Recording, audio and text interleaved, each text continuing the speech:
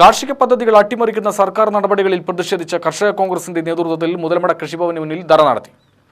നെല്ല് സംഭരണത്തിന് കേന്ദ്ര സർക്കാർ അനുവദിക്കുന്ന സംഭരണ വിലയുടെ വർധനവ് കർഷകർക്ക് നൽകാതെ അത്രയും തുക സംസ്ഥാന പ്രോത്സാഹന വിഹിതത്തിൽ കുറയ്ക്കുന്ന നടപടി അവസാനിപ്പിക്കുക, കാർഷിക പദ്ധതികളുടെ വിഹിതം വെട്ടിക്കുറയ്ക്കുന്നത് ഒഴിവാക്കുക, കർഷക പെൻഷൻ അനുവദിക്കുക, ഉൽപാദന ബോണസ് വിതരണം ചെയ്യുക തുടങ്ങിയ വിവിധ ആവശ്യങ്ങൾ ഉന്നയിച്ചാണ് ധർണാ സമരം സംഘടിപ്പിച്ചത്.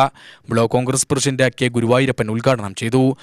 കഴിഞ്ഞ സെക്കൻഡ് ക്രോപ്പിൽ മാത്രമാണ് നമുക്ക് ശരിയായ രീതിയിൽ വിളവെടുക്കാൻ കഴിഞ്ഞത്.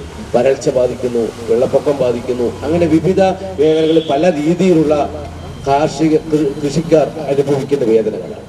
മറിച്ച് മറ്റ് കാർഷിക വിളകളെക്കാൾ കൂടുതൽ ദുരിതം അനുഭവിക്കുന്നതാണ് നെൽകർഷകർ.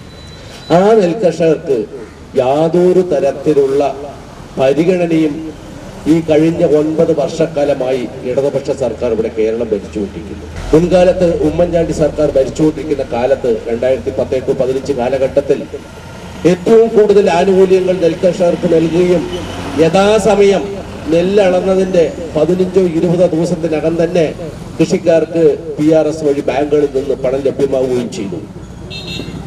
ഇപ്പോൾ നമ്മൾക്ക് ഇവിടെ നേരത്തെ സ്വാഗത പ്രസംഗിച്ച അരുൾ പറഞ്ഞതുപോലെ നെൽകർഷകൻ വിള എടുത്തു കഴിഞ്ഞാൽ ആ നെല്ലെടുക്കുന്നതിന് വേണ്ടി ഒരു സമരം നടത്തണം. ആ നെല്ലെടുത്തു കഴിഞ്ഞാൽ PRS കിട്ടിയാൽ അത് പണം ലഭിക്കുന്നതിന് വേണ്ടി സമരം ചെയ്യണം. നമുക്ക് മാസങ്ങളോളം 6 മാസമൊക്കെ കഴിഞ്ഞിട്ടാണ് നെൽകർഷകന്റെ പണം ബാങ്കിൽ നിന്ന് ലഭിക്കുന്നത്.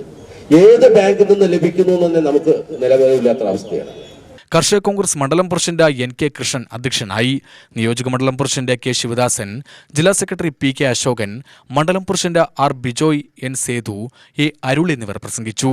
UTV news, Palakkad.